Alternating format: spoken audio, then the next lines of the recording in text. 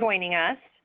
This is Peggy Dessler, and I am excited to give you a quick rundown on what's coming up for our education in the next few weeks here. As a reminder, our current Tuesdays in July are devoted to education around COVID topics, and our Thursdays for the remainder of the summer are going to be dedicated to topics aligned with equity, inclusion, and diversity priorities. And you'll be hearing announcements from our EID committee for that too.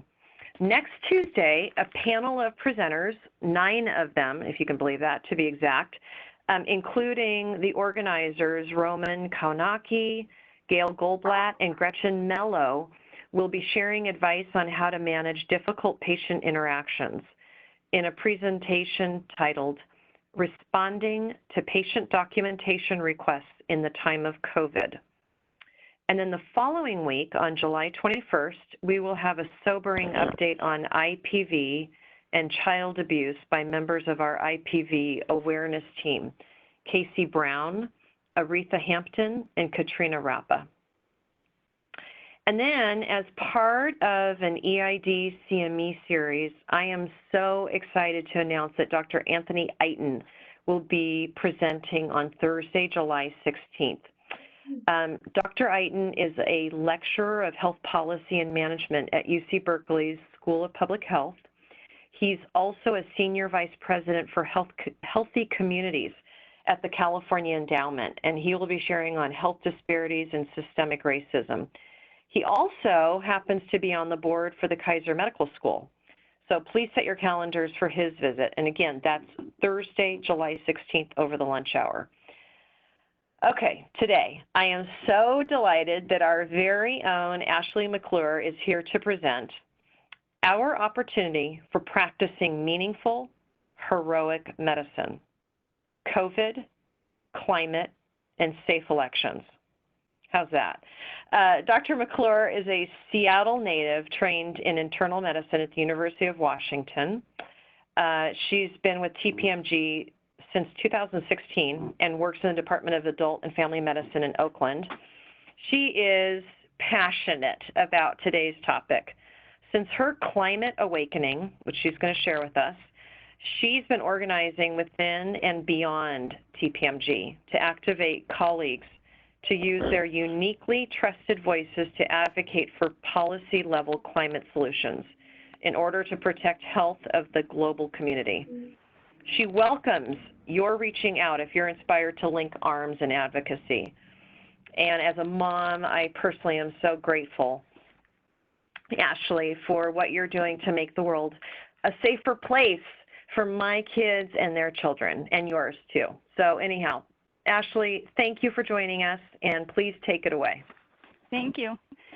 Okay, so I'm still figuring out the virtual speaking, so I hope this goes well. But I'm really, really grateful to Dr. Dessler and also to Teresa Wright for inviting me today. And in our moment of, what we're all living through, I just want to start by acknowledging that I am a white woman physician, and I definitely have significant privilege that definitely carries some blind spots. So my hope is that what I have to share offers an inclusive discussion about protecting everyone in our diverse community. So today, I would like to share what I see as a surprising turn of events in our professional lives. What if I were to tell you that the most powerful use of our medical expertise is not in direct medical care? What if there's an emergent use of our professional diagnostic and treatment skills and professional voice with the potential to save not just one life at a time, but multitudes of lives, both today and in the future? By sharing some of my own personal story and reflecting on our profession's history, I hope to show you our opportunity for practicing meaningful and heroic medicine. So I'm going to share my slides with you.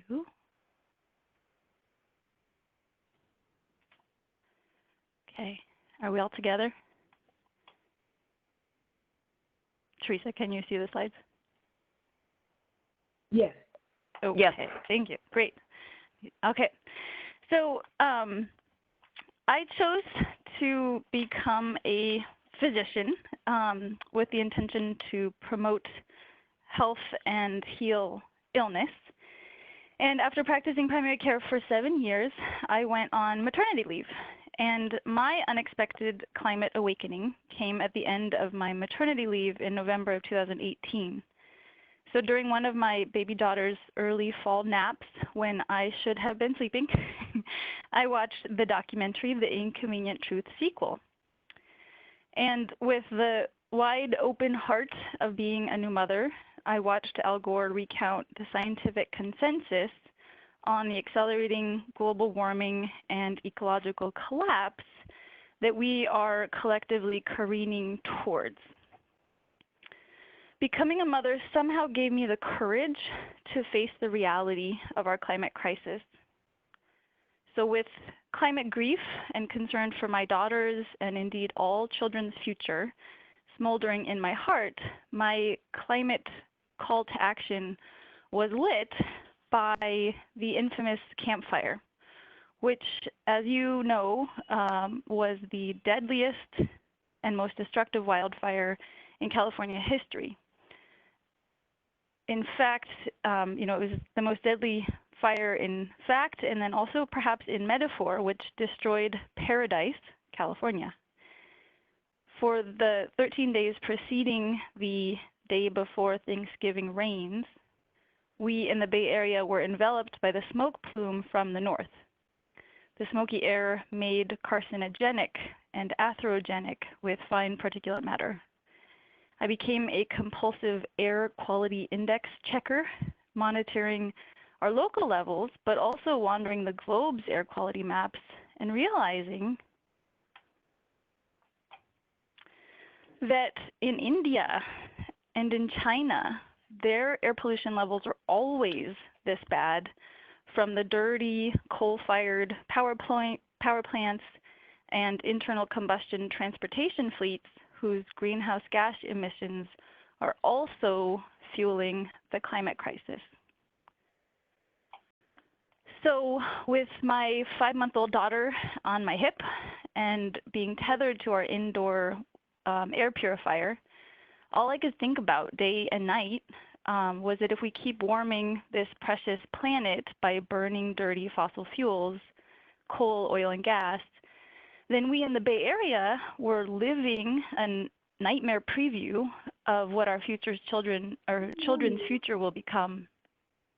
Sick air, unnatural disasters, and magnitudes of avoidable human suffering that my direct medical care as a physician will be completely insufficient to treat.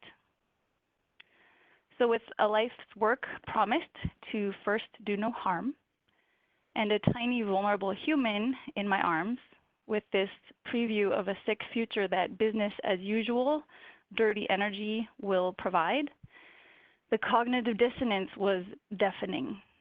And I could scarcely see any way to become the mother or the physician or indeed the human that I want to be without becoming an advocate for climate solutions.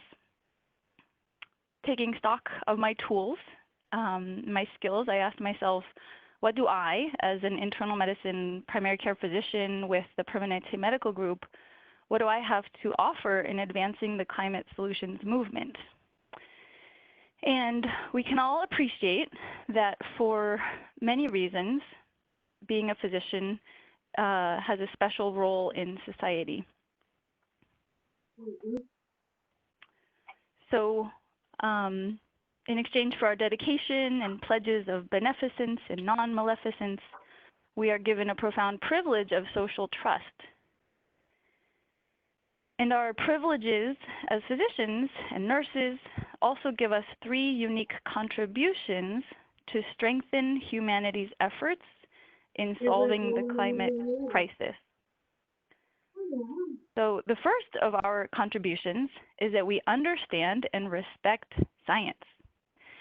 So our late colleague, Dr. John Snow, who is also the father of public health, showed how to put science to work in saving lives with preventative medicine by advocating for policies to address the root cause of diseases. Without even the benefit of germ theory, Dr. Snow studied the patterns of the cholera outbreak in London in the 1850s. The evidence revealed that patients with dysentery were getting infected from one common well, and instead of treating each individual patient with just clinical medicine alone, he practiced heroic medicine in 1854 by advocating to the London City Council to close the contaminated well to stem the cholera epidemic. He saved many more lives with his upstream social advocacy to address the root cause with a new policy than his downstream clinical care ever could have. So as physicians and nurses, we understand that neither the rates of exponential infectious disease contagiousness nor the laws of physics determining the greenhouse effect from burning fossil fuels are negotiable. We can only practice upstream medicine to guide our response to these facts to cause more or less human suffering and premature death. So seemingly overnight, the world understands the concept of flattening the curve. Sheltering in place to slow the COVID-19 spread is an upstream public health measure intended to flatten the curve and prevent overwhelming our downstream healthcare system's capacities. And though we've acted swiftly, implementing unprecedented public health safety measures, there were and continue to be delays. The emerging evidence about the inconvenient truth of asymptomatic spread and the need for drastic, immediate measures was met with significant inertia and resistance. It's impossible to calculate the human toll of that inertia, but models suggest that earlier aggressive action might have saved tens of thousands of lives. The same is true of implementing measures to address the climate crisis. As scientists, we understand that early action informed by evidence, even when it's inconvenient for business as usual, in order to address public health crises, saves lives. So our second contribution to the climate solutions movement as a medical group, the TPMG, the whole entire family, all of our team, is our uniquely trusted voice.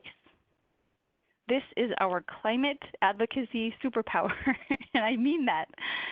People know that we take a modern-day version of the Hippocratic Oath, and we solemnly pledge to dedicate our life to the service of humanity, and promising that the health and well-being of our patients will be our first consideration. And these promises and hard work bear the fruit of trust. So if you poll Americans about the professions that they trust the most, nurses repeatedly lead as number one. But we physicians are a close second, followed by more of our colleagues of pharmacists at number 3. So we health professionals have the market cornered on social trust. And this trust is a critical tool in the climate solutions movement because the public is faced with a constant onslaught of profit-driven misinformation about the climate crisis. The self-serving interests of fossil fuel companies like Exxon and many others have lavishly funded an expertly organized climate denial campaign for the past 30 years, successfully somehow making the physics-based reality of global warming and climate change an even more politically divisive topic than abortion. Tobacco funded a similar misinformation campaign, and it similarly took health advocates such as former Surgeon General Dr. C. Everett Koop to overcome lobby interests in the interest of public health. In the wake of the police killings of Black Americans like George Floyd and too many others, many in our profession are powerfully leveraging this gravitas of our voice. in fighting for health equity and social justice through the White Coats for Black Lives movement. Here's a picture of us in Oakland just a few weeks ago. And I really think it's extremely important to acknowledge that the fight for racial justice is integral to that of climate justice. I think this is really well illustrated in a quote by the social and environmental justice activist Hop Hopkins. He says, "You can't have climate change without sacrifice zones. You can't have sacrifice zones without disposable people. And you can't have disposable people without racism." So they are all completely related. And lastly, and perhaps most importantly, in our contribution to winning the climate challenge, is the fact that we at CPMG are health leaders with a business model that inherently understands the value of prevention. I know that our leaders had an influential input into California's COVID response plan. And because TPMG is the largest medical group in the most powerful country in the world, with a mission to improve the health of our members and the communities we serve, we must fulfill that mission by bringing our leadership for health to the climate conversation. So we are the first generation to feel the impacts of the climate crisis. Annual record-breaking wildfires in our own backyard, requiring the repeated evacuation of our Santa Rosa hospital. If you hadn't seen it, this is an op-ed very well written by Dr. Steve Perotti about how medical evacuees in our Santa Rosa hospital have become the new refugees from climate change. We're also seeing, just a week or two ago, record-breaking 100-degree Fahrenheit days in Siberia. Torrential rain caused mudslides, and what has become frequent 500-year violent storm surges. We are also the last generation to have the power to cancel a climate apocalypse, to flatten the climate curve by swiftly transitioning to clean energy, and to prevent runaway tipping points of ecological collapse that will leave our children with deleterious air to breathe while trying to survive accelerating social strife fueled by food and water shortages and unnatural disasters. And you might be relieved to hear that this is where I return to my promise to share with you our collective opportunity for changing the story and practicing meaningful and heroic medicine. Because every public health crisis brings the opportunity for heroic healers. Just like Dr. Snow helped to cure the cholera epidemic with policy advocacy, Dr. Koop stood up to big tobacco. And I know that you have been a hero here at work in the past few very challenging months in our response to the COVID-19 epidemic. And I hope that you have seen signs like this as you walk into work, thanking you for continuing your work as an essential worker in this pandemic.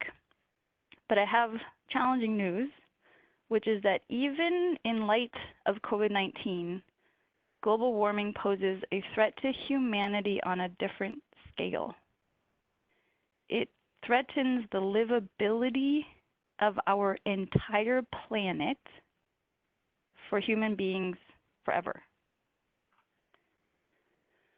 Which is why the World Health Organization director, Dr. Ghebreyesus, said the Paris Agreement to limit global warming to well below 2 degrees Celsius is potentially the strongest health agreement of this century. The evidence is clear that climate change is already having a serious impact on human lives and health. It threatens the very basic elements we all need for good health: clean air, safe drinking water, nutritious food supply, and safe shelter.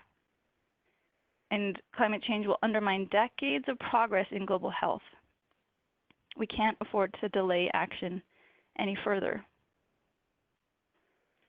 And the same dirty fossil fuel energy sources that are destabilizing our life support systems and the Earth's climate are also contributing directly to poor health right now. So this graphic shows how there's kind of two pathways in which burning fossil fuels are threatening and harming human health. The first is through the kind of macro process of climate change and the greenhouse effect, but also more immediately through the particulate pollution, like particulate matter 2.5, that comes out of diesel tailpipes and coal burning power plants.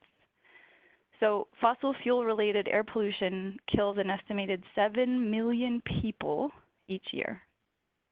And COVID-19 deaths are showing us today how the climate crisis harms the most vulnerable among us first.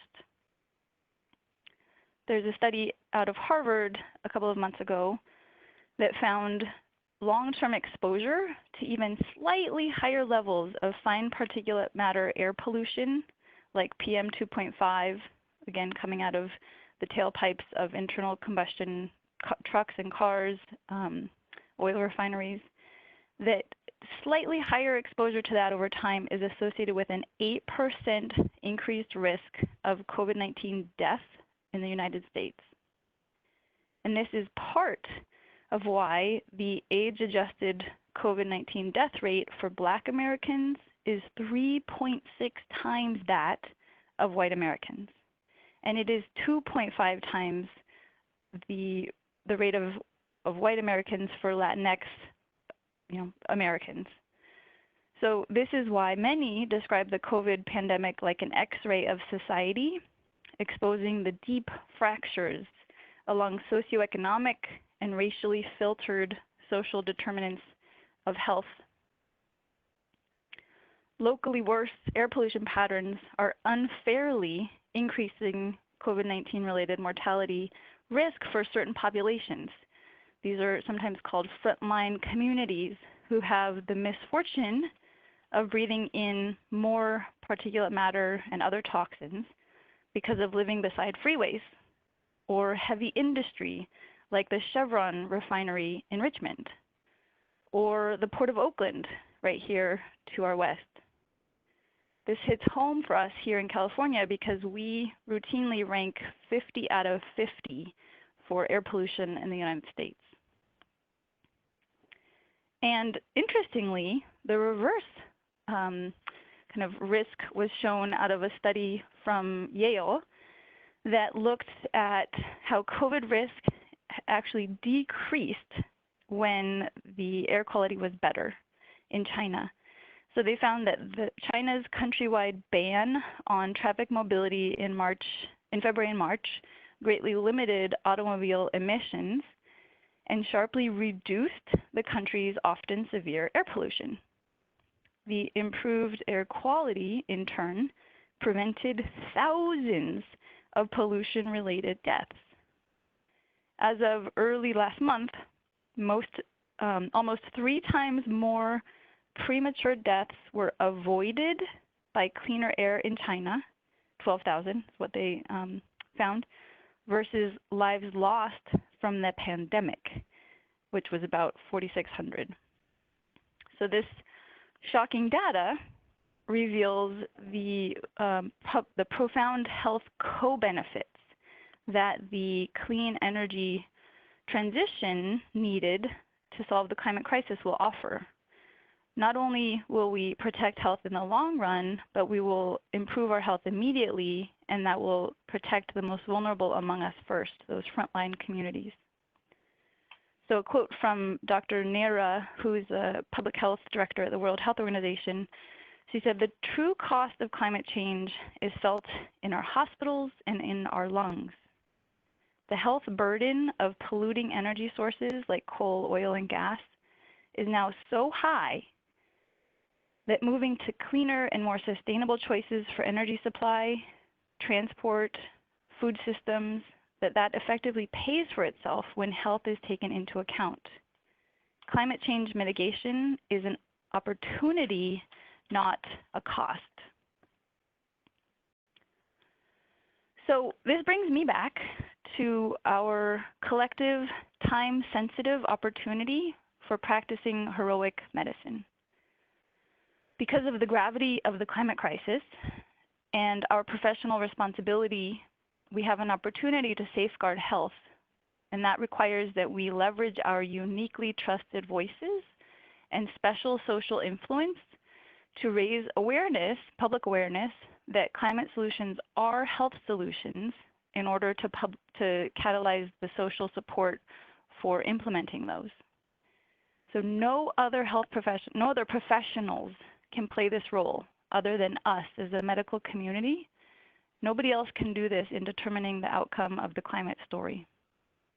And a quote from Derek Paul, who's a fourth-year medical student at UCSF, he said, "When clinical medicine can't do any more to help your patient, but society can, social advocacy becomes the standard of care." So we're in an election year, and people walk into voting booths motivated by protecting their loved ones. Top-tier issues usually include the economy, healthcare, and for a growing number, the climate crisis.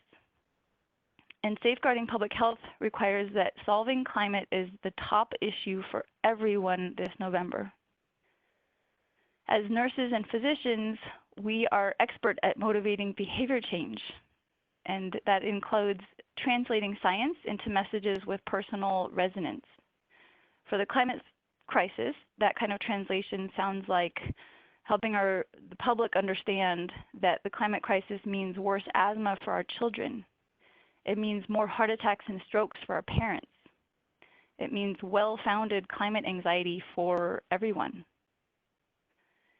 And as I suspect you already know, unfortunately, not only is the climate health crisis existential, but it's urgent.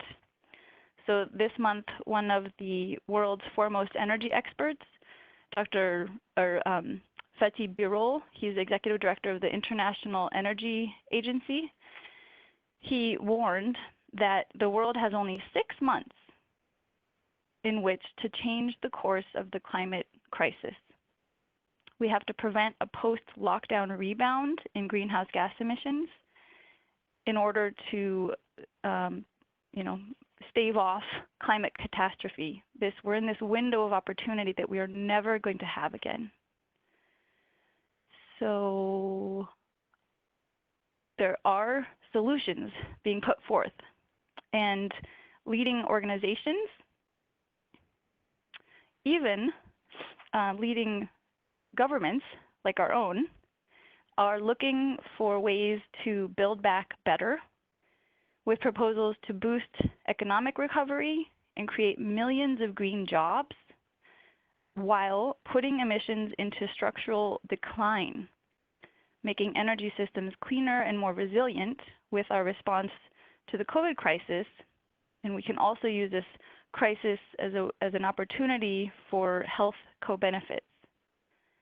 So it's something to celebrate that just last week, the U.S.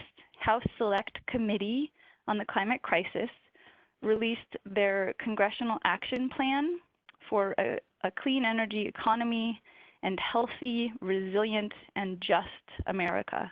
And this has, it's literally 500 pages of policies that they're proposing to implement in order to turn our COVID recovery into a healthy and a green and a just recovery.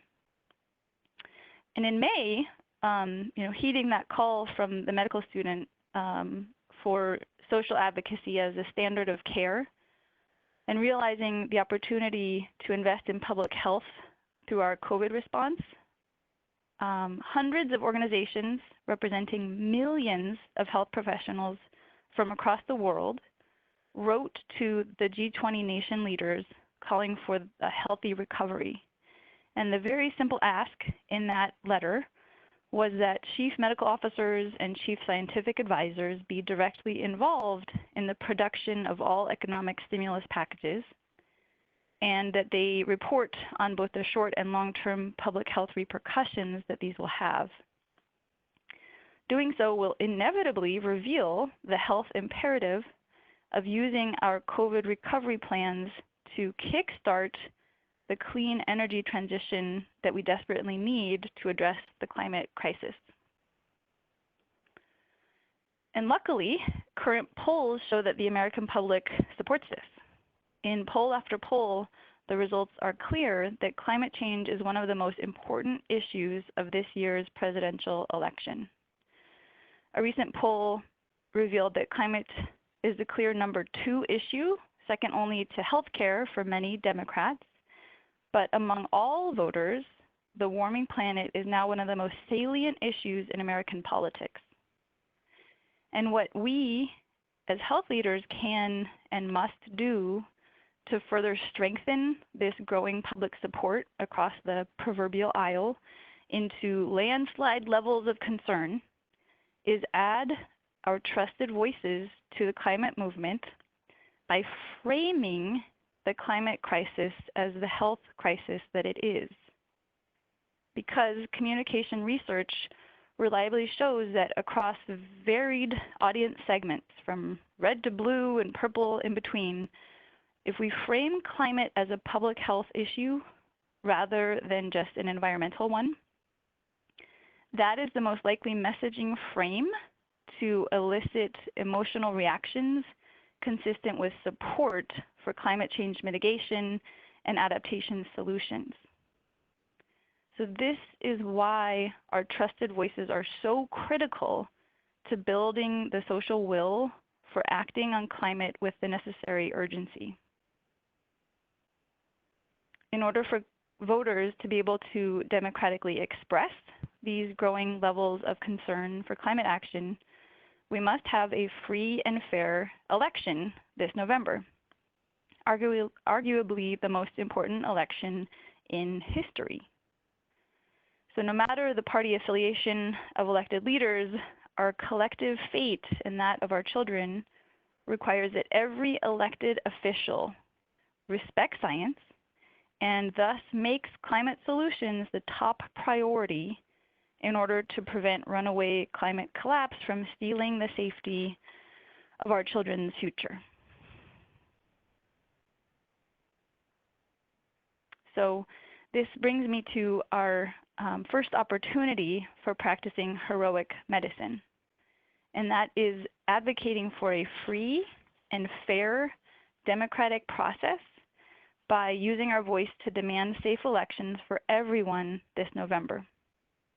As I'm sure you've heard, in April, Wisconsin proceeded with in-person primary elections despite warnings that doing so in the midst of a public health emergency would endanger voters and election workers. The state legislature's refusal to postpone the primary to make more time to implement COVID protective measures forced voters to make a terrible choice between either shielding themselves against COVID-19 or exercising their fundamental right to vote. And there was a recent study that showed a statistically and economically significant association between in-person voting and the spread of COVID-19 in the weeks after the election, which I'm sure is not surprising to anybody. But Wisconsin's experience should be a warning to states across the country. At least 40 states have election systems similar to Wisconsin that need major updates and preparation for voting by mail. And we here in California are one of only 6 states with the infrastructure capabilities and election policies such as no excuse absentee voting, online and same-day registration that leave us well positioned to respond to COVID-19 and to not unfairly exclude voters. So as health professionals, we know that unfortunately it will be well beyond Election Day 2020 before life is back to normal in the US. and it's even possible that fall will bring another surge of cases. So this means that we will need to maintain social distancing at the time of the election, and it's really impossible to do that in many polling places across the country. So protecting public health requires that there is a vote by mail option in every state in order to protect our most vulnerable patients and to ensure a free, fair, secure election this fall. A coalition of health leaders are organizing with this in mind around this letter, imploring federal congressional leaders to ensure that indeed no American is forced to choose between their health and their right to vote. So I asked our TPMG leaders to sign this letter, and they spoke with our health plan colleagues, and we were not able to sign this as Kaiser Permanente, you know, the broad version. And unfortunately, I'm a delegate with CMA and alternate delegate with AMA, and they actually don't have any existing policy to guide signing on. Actually, no. Today I just got update that CMA will, because we went to the executive leadership. We're still working on AMA, but there's no existing policy on vote by mail elections in the state of a global pandemic. So this just kind of reminds us of the unprecedented nature of things. But I have a really exciting update. I couldn't be more proud to share that our leaders here at TPMG, Dr. Isaacs, who might actually be on this call with us, and Dr. Perotti have co-signed since that initial conversation a few weeks ago. So TPMG has joined the public health leaders in moving the Permanente medicine and hopefully Kaiser Permanente family towards advocating for public health in meeting the demands of this unprecedented time. And I'm hopeful that this is an auspicious beginning because history really has its eyes on this moment of multiple social and health crises. And this is the time for the medical community, for us in TPMG, to ask which side of history do we want to be on?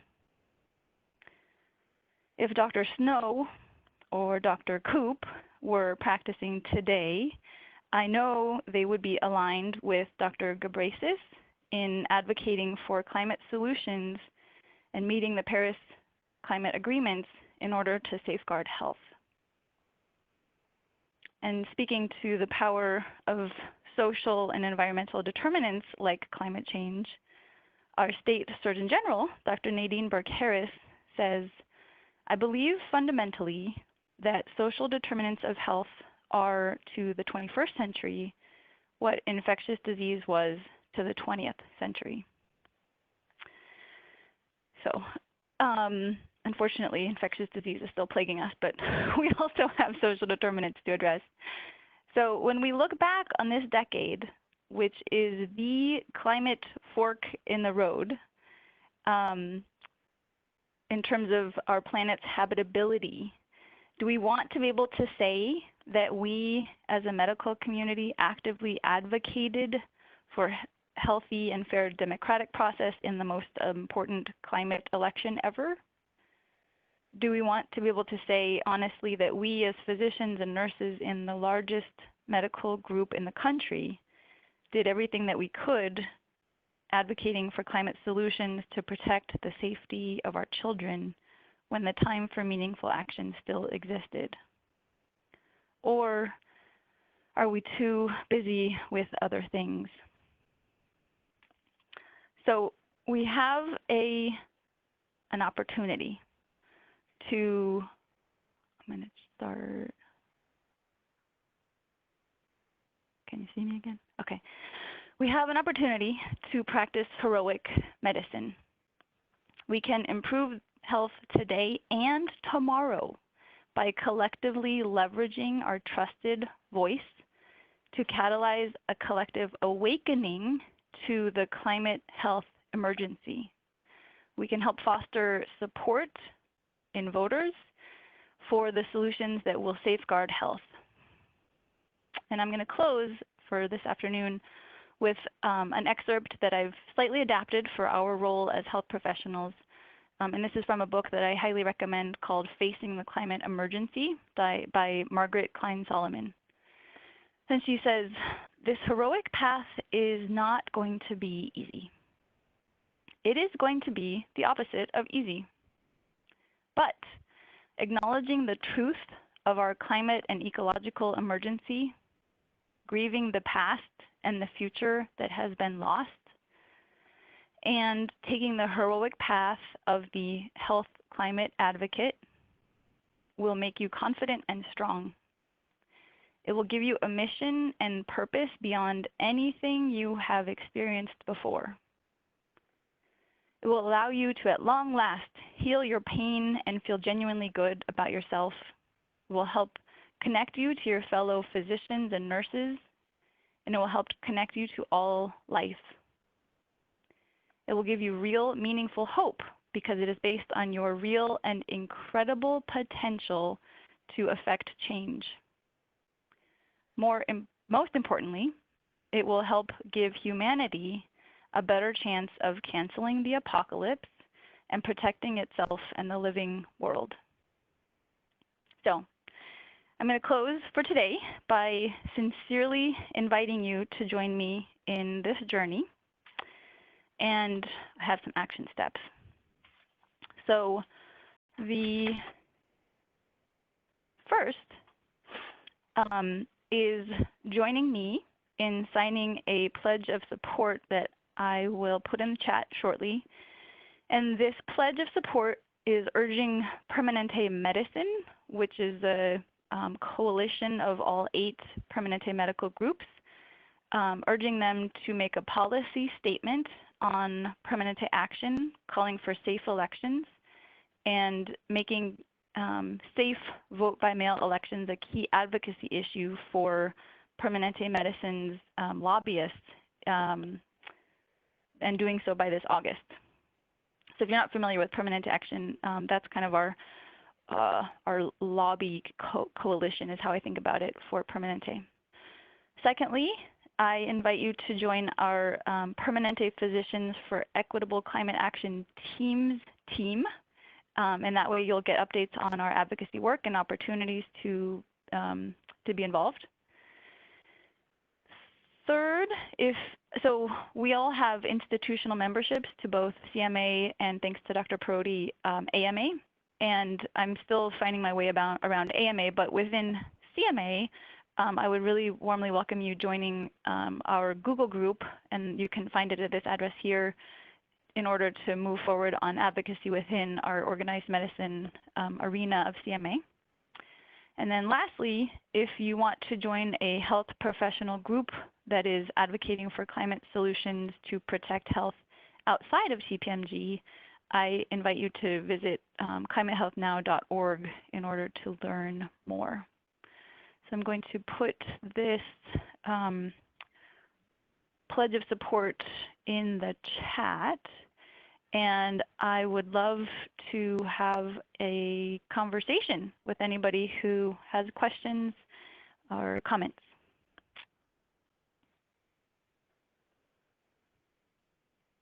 And you're all on mute. So I put the petition or the pledge of support there in the chat, so you can hopefully open up that link. And it would be really appreciated if you could add your name, if you agree. And let's see, so I'm going to go through the questions.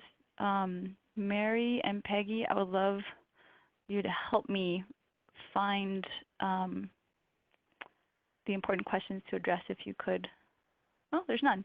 So are there any questions? Just unmute yourself. I think it's with *6 if you'd like to share.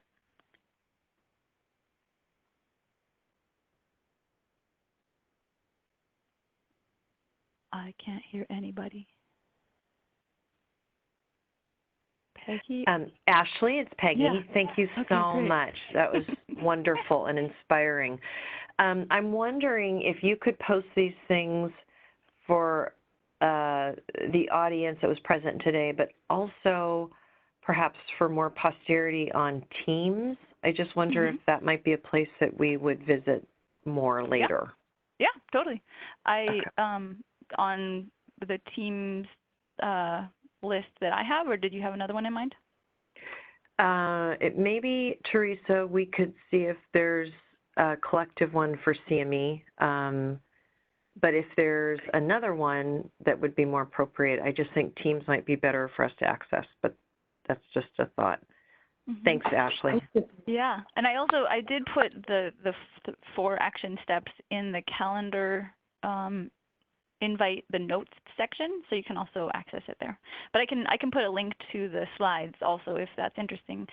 And I think we recorded this, so I'll put that. I'll make a link, and we can put that in the calendar invite too.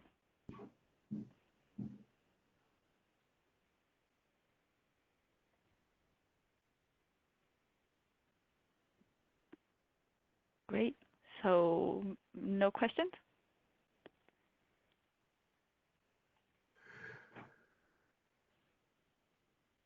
All right. Do you ever think it's, I have a question. Sure. Do you ever think it's inappropriate to bring a political agenda into medical practice? That's a really good question. Yeah, that was Sheldon Whitten. I think that it is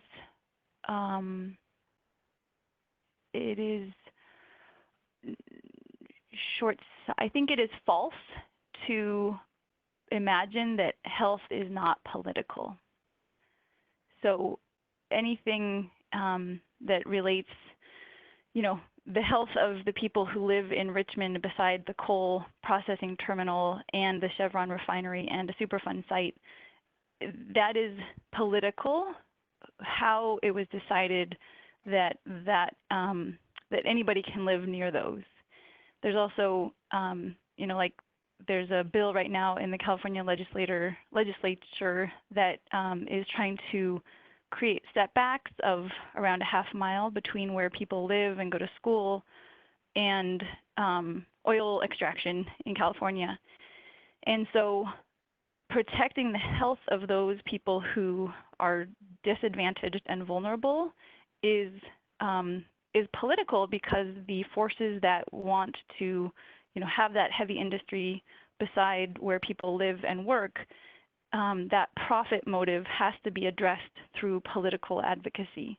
So I think that health is political, and that the tragedy of the commons in our capitalist economy is that the fossil fuel industry is mostly externalized costs, and the costs are being paid by the community and public health.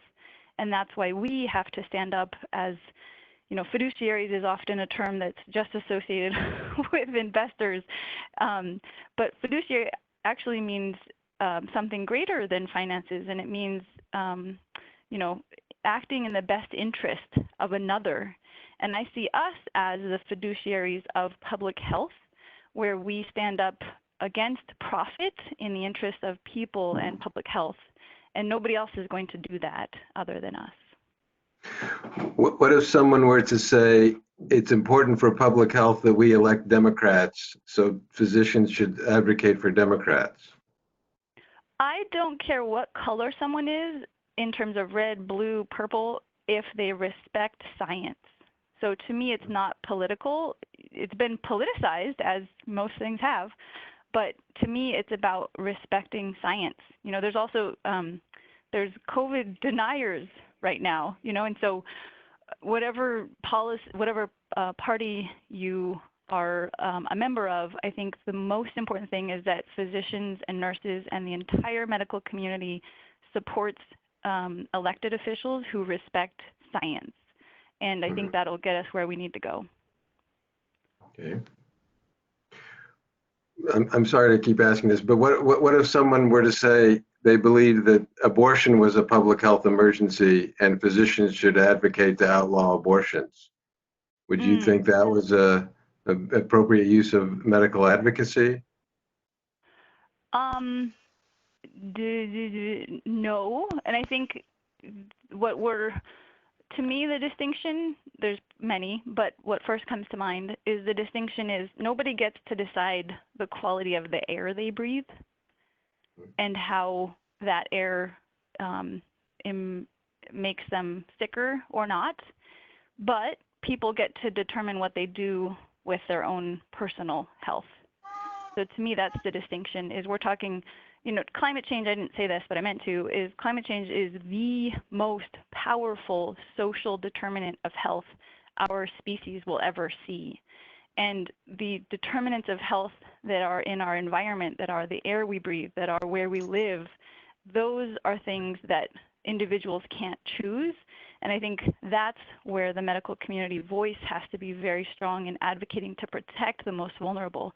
To me, abortion is an individual. I mean, I think women should do whatever they want with their body. I'll tell you that really clearly. But I also think it's really different because that's an individual choice of what you do with your own body, but it's not an individual choice of the quality of air that you breathe.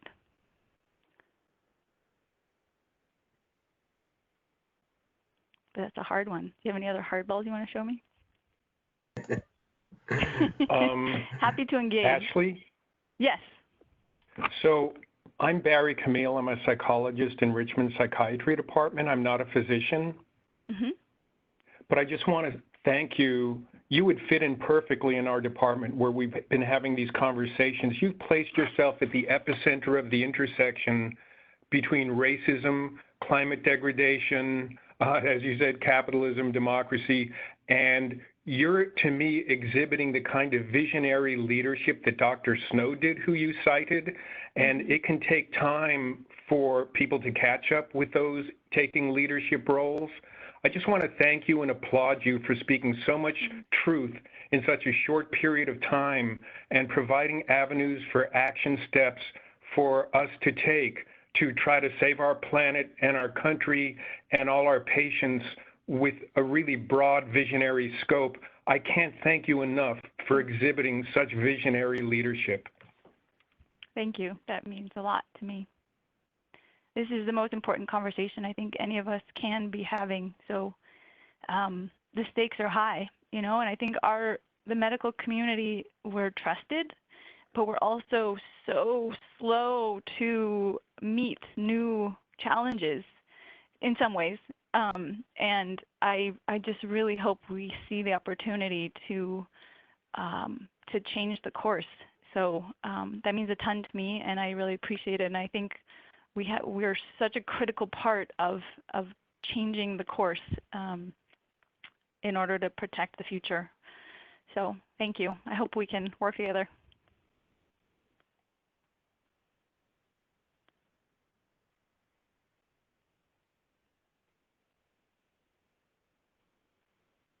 Great. So I guess we'll wrap it up. I hope everybody has a good afternoon.